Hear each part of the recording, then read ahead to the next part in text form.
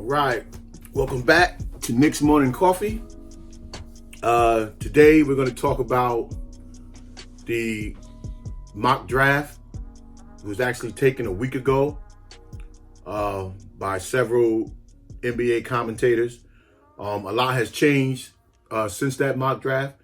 And then we're also going to talk about the start of the NBA season and how that affects the Knicks. Okay, first let's dive into, according to the commissioner, we know that the NBA season is going to start early January.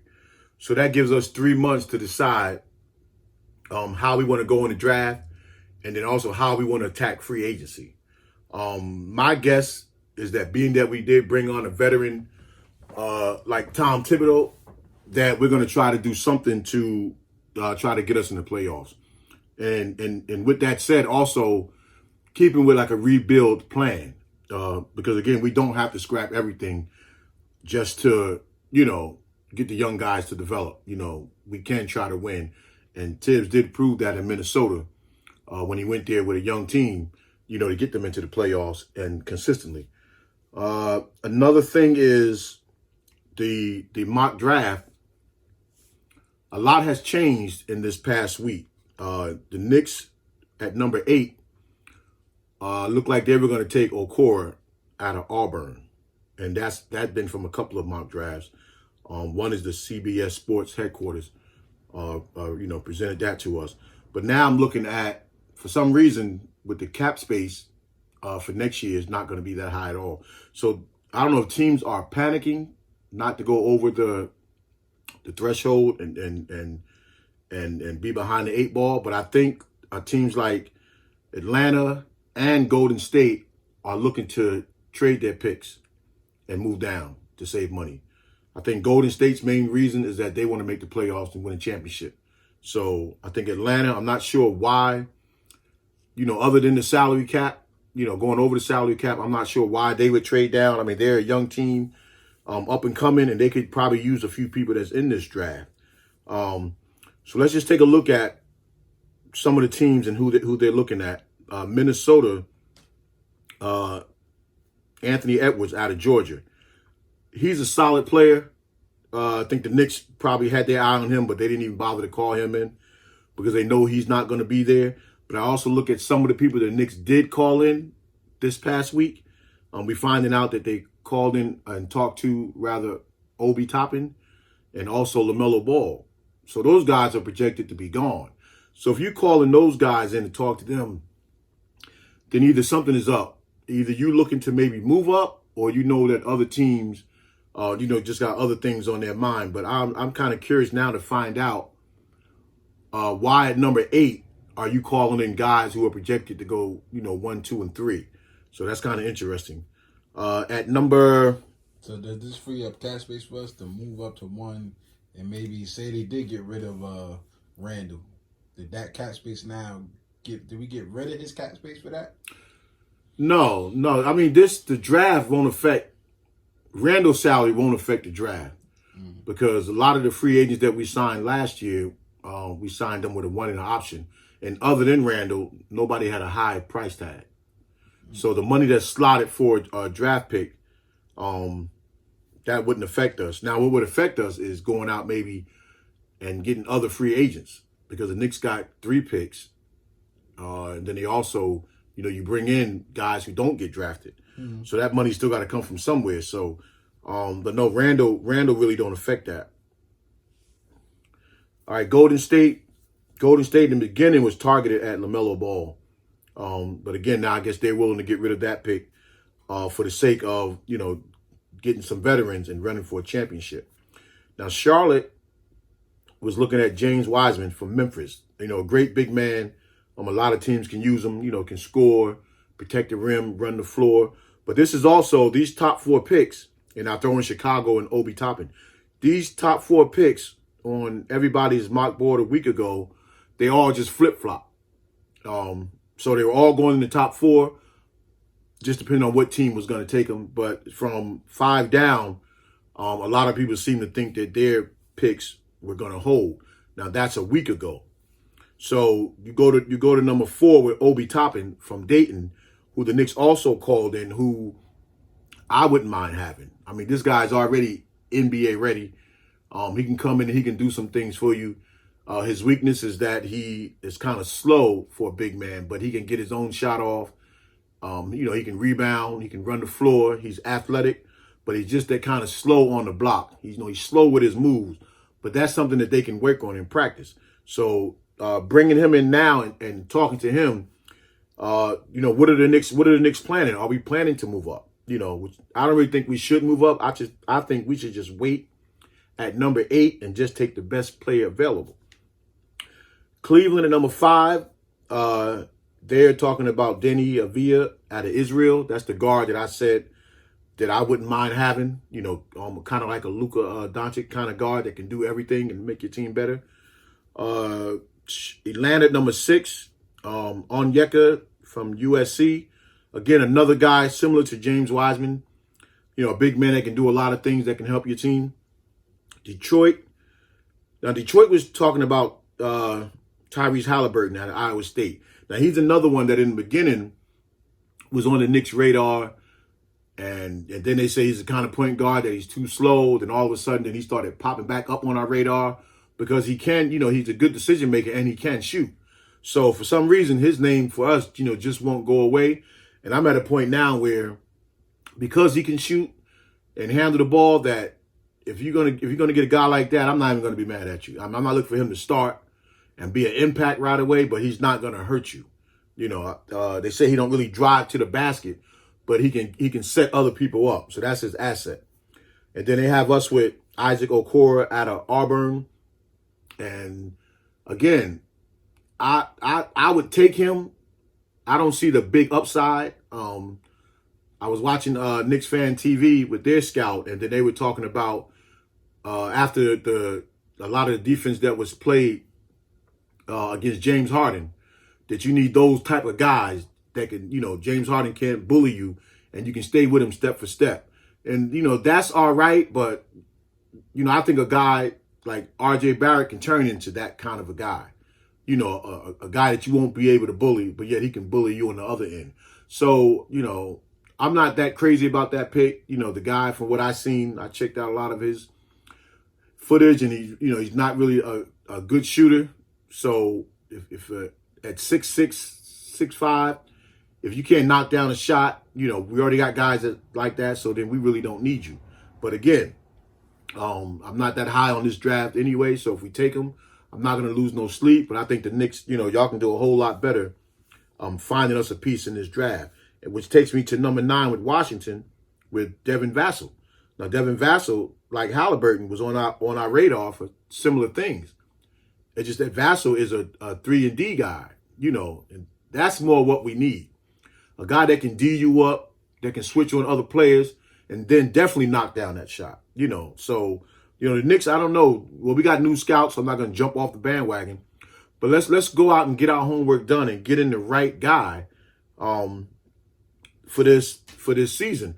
And then I think it was my last year episode, I think it was number 3 episode, if you can go back and check that out, where I was talking about the 2017 draft when we got Frank and all the players that we passed up. Now, I like Frank, but again, something wasn't done in that draft because it was just too many guys that are playing well from that draft. And then if there was some players that you felt that you really had to have, then you should have traded up and got them.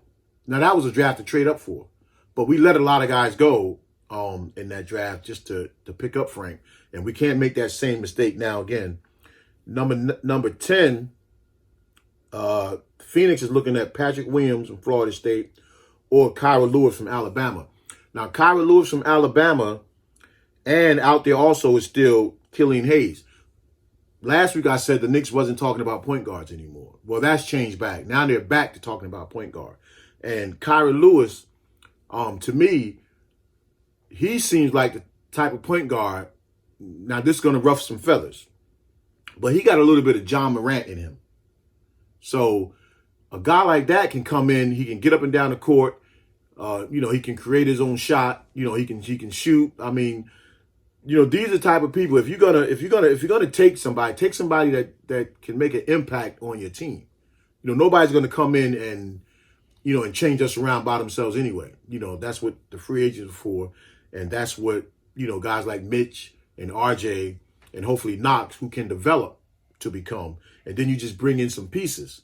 But I don't want to bring in more pieces just to store them down in the G League or really just to rebuild. Let's bring in some pieces, that we can have for the future. Joey, was there anybody in college that stood out to you that the Knicks should probably take a look at? No, but Anthony Edwards, maybe. Yeah. They should get. Yeah. If you can get an Anthony Edwards, he almost kind of remind me of RJ. Maybe a little faster than RJ, but yeah, he can come in right now. Just stop looking at players they like personality wise and start looking at players that really do help. Yeah, because it seems like they just go for personality instead of like we need players back, not gonna cause too much trouble. Like they should just look at their skill level. Yeah, we need ball players. Yeah. So getting back to the NBA starting in January. So then that means the draft is in December. So you still have a lot of time to do your homework. I know you can't bring in guys, like traditionally, but the Knicks can do some damage in that sense and just get us in here somebody that we can use. But now this is what I'm thinking. If the season starts in January, that means how many games will it be? Will it be a full season? And then how does that impact the rest of the seasons going forward? Because if you're going to do a whole 82-game season, then you're going well into the summer, possibly even this time next year, when you count 82 games in the playoffs. So now next year, you got to do the same thing again. So is this going to be our new norm in our NBA schedule? And then also, how important was it to finish this season?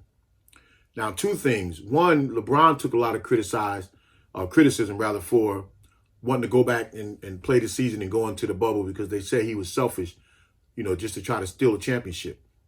But the real reason, that I think played a part in it. But I think the real reason was that the collective bargaining agreement, had they not finished the season, that agreement from the owners gets ripped up, becomes null and void. And we all know that in the NBA, the players get 53% of the gate. So if you got to do a new agreement now, the owners are going to try to find a way to flip that to either get it down to 51 or get it down to 50 and then possibly even, which I would doubt that, go down to 49. But right now the players are sitting in a good spot for years to come by finishing out this season. So because the NBA is still a business and the owners, they want to win a championship, but their main priority is to make money. So how important too was it to go back and play this season and now put the next 3, 4, 5 seasons in jeopardy of going through the summer and playing? And this year it started out great, but next year, if everything goes well and coronavirus and and everything else is not a part of our society anymore, now you're really going to have to compete with football going into the summer. So do the NBA need that? Could we have done something different to get that season going and over with so that we could have started the new one on time, since they're playing anyway, and just try to get this thing back into the norm? Because now next year for a lot of teams, will it be a throwaway season? There won't be much money in the cap to spend. People are not going to want to pay the luxury tax. So, what do we do? What do the NBA do? I do say this, before the season started, I was all for not happening, and I really felt like this ain't gonna count. I know we talked about it like this is basically LeBron trying to sneak this ring in. Now looking at the level that they was playing at, I think this counts. You know what I mean? Like yeah, they was balling. Look, the Heat made it. Even though I think they're gonna get swept, but the Heat made it, and they was balling. So maybe January, it might be the same. They might all seeming like they're all starting on the same playing field. But going back to the rookies that's supposed to come up in the draft, my thing is, did all of them go back to training to get ready for the season? So now we're thinking about their mental. You know what I mean? That was my whole thing. Like, are they mentally ready to come in January and start playing ball? Because remember, like half of these kids, if they went to college and they didn't have money and they didn't have the knowledge to go work out and do that stuff on their own, what was they doing in the off season? Yeah, They're not NBA players. Well, that's one. Yeah, and that's one of the reasons why the NBA created that so-called bubble for the teams that didn't make the playoffs, so they can start getting their players in, you know, and voluntarily. And that kind of would disappoint me a little bit with Mitchell Robinson. You know how much I love Mitchell Robinson. Now the mini, I don't call it training camp. Yeah, it was voluntary, but Mitchell, you gotta be in there. He skipped that, and they can't hold him accountable for that because that's his decision. But you're trying to expand your game, so you got to get in there and start with the assistant coaches, showing them the things that the Knicks don't allow you to do. Show them that you can do it. You know, show them that you can hit. Like, we don't need you draining threes, but that you can hit, you know, a 10, 15-footer. You know, show them that you can get the ball near the elbow and make a play to the basket. You know, sort of like what Bam does for Miami. You know, the fake handoff, and then he's driving to the basket and he takes off. And for Mitch, those are like perfect moves, but you got to be in there showing them, getting into their confidence. So now when they're designing the way we're going to play, they can put our game plan in with that in mind. So I don't know really why he skipped it. There's a pandemic going on. It could have been anything. I mean, they showing family him issues. They showing him with the video, you know, which is cool. But Yeah, the videos you doing for a while though. You doing and one, and you shooting threes, which is good to practice that. But get in there and show them that you're going to be able to play like a big man that can put the ball on the floor from 10 to 15 feet in. Because you're not really a stretch for, even though I know that he can hit that three. All right, from last week's show, the Legion of Knicks podcast, they say the best thing about this regime that we got in the front office is that they're not telling their whole story out. You know, they're keeping it close to the vest. So I guess whatever the Knicks are up to, you know, they keeping it to themselves. They're not just, you know, blurring it out. You don't hear too much about are the Knicks going to be a running team or the Knicks going to go after this big fish. You know, what's their game plan for next year? They're holding on to that. And then, you know, rightfully so, because they've all just come together for themselves. So they have to learn each other, you know, also to try to figure out, you know, how will the Knicks play and what's the goal for the season. And I'm hoping that the goal is to develop the young guys, but also still try to make the playoffs, because there's not that many teams that are just like, you know, you got, four? You got to count Milwaukee, that you know going to be there. Now you know you got to count the Nets. Miami now seems like they're on the rise. And then you throw in Toronto and Philly. So everybody else, to me, is fair game. Let's get in there and play ball. So those are the kind of things that they got to look at. I'm pretty sure they are looking at to try to decide how we're going to play. And then Demetrius Means, he has a commentating show down in Virginia. And he talked about if you were to get Paul George, then you got to bring in another scorer. And, you know, that's part of what I was saying last week. If the Knicks were to go after Paul George, kind of the way Miami did Jimmy Butler, and the Knicks trust the players that they have, that they're going to be that scorer, then maybe you don't have to go out and find another scorer if you really think RJ and Mitch can leap and take that next step. And then Demetrius Means, you know, he also said the Knicks have a bad history of draft picks and evaluating talent. Well, we all know that's true. That can going back since Patrick Ewing. But again, with these new guys at the helm, you know, I think things are going to change. We got guys that know basketball. We got guys that know other people around the league and been around and have relationships. So I think they covered everything in the front office in terms of their scouts, their development team, and management. So I think the Knicks can put together, you know, a solid piece of free agents and drafts to come in and help these young guys that we have, you know, grow. So that's the end of the show for today. We'll stay tuned on the NBA draft because we know that a lot of teams now are trying to jump out of the first 5 and 6 rounds to move down to save money. So we'll see what the Knicks, you know, what kind of game hunting they want to be. But just please remember to like, comment, subscribe, and share this video. And we'll see you next week. Peace.